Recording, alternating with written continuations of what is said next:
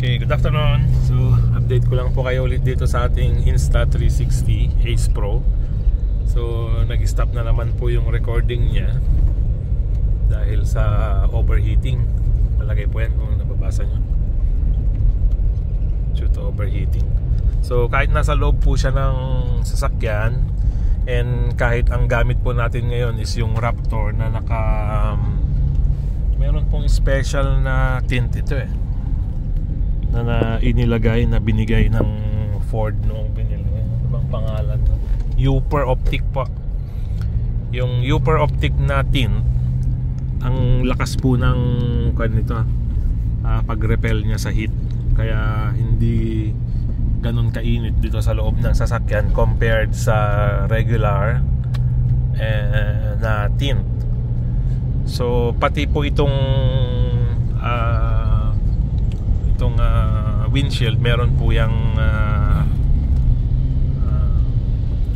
Upper Optic na tint.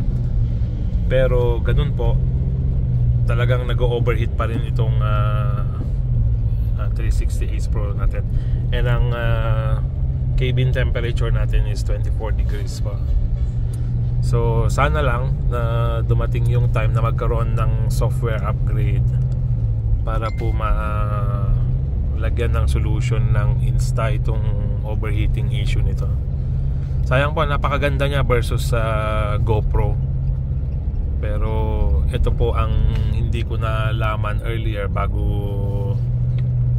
kumuha ng unit.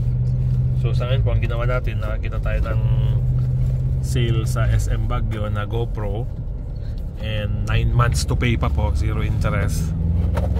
So kumuha po tayo ng isang unit na, pero luma po siya, kaya siguro sinail na. Nasa GoPro 12 na tayo. GoPro 10 po ito. And hindi ko siya na-test sa heating. So siguro ipapalit ko siya ngayon dito para may kumpara natin habang mainit pa, kasi nasa mag-aalas 3 pa lang naman tayo. So itong overheating po, nag-start siya kanina mga alas 2. And ang outside temperature po natin is 35 degrees dito sa Isabela po. And ngayon nasa Vizcaya na tayo. Same naman, halos 35 degrees Celsius ang temperature natin. So ipalit ko tong GoPro Hero 10, and then tignan po natin kung meron siyang ganitong issue ng overheating. Okay? Update ko po kaya. Salamat po.